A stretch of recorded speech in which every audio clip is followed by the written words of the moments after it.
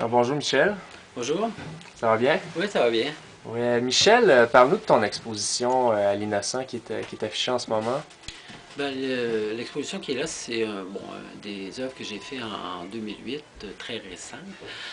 C'est une expérience dans le domaine du numérique, c'est-à-dire que j'ai fait imprimer une série d'œuvres sur papier qui sont des épreuves numériques. Alors donc, je suis parti un peu de photographie, ce qui est très différent de ma peinture en général. Puis à partir de ces photographies-là qui sont liées à des entrepôts ou enfin à des objets qui traînent à différents endroits dans mon milieu de travail qui est au département des arts au cégep de Rivière-du-Loup, je trouvais que ces lieux-là étaient très significatifs parce que les objets qui sont laissés là ont un rapport avec la création.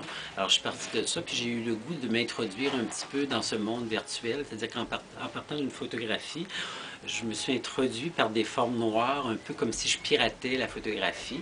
Et c'est un peu ma signature en même temps, ces formes-là. Et par-dessus ces formes-là, j'ai dessiné différents petits dessins qu'on retrouve généralement souvent dans ma production. Et ces dessins-là, ça a un rapport avec le quotidien, la vie privée, la vie publique. Ils représentent un peu certains fragments de la vie quotidienne et en même temps, ils ont une espèce de rapport symbolique qui sont aussi des choses que je reprends dans ma production en général.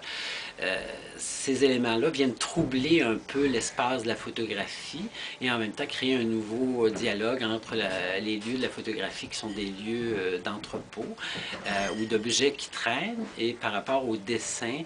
Alors donc, il se crée une espèce d'ambiguïté, d'ironie entre ces deux espaces-là.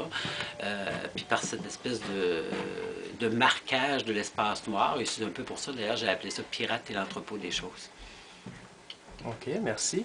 Et l'exposition va être disponible jusqu'à quand? L'exposition est jusqu'au 2 mars au Café L'Innocent. Elle est en parallèle avec mon exposition qui est au Musée du Bas-Saint-Laurent, qui se termine elle aussi le 2 mars. Parfait, merci beaucoup Michel. Ça fait plaisir.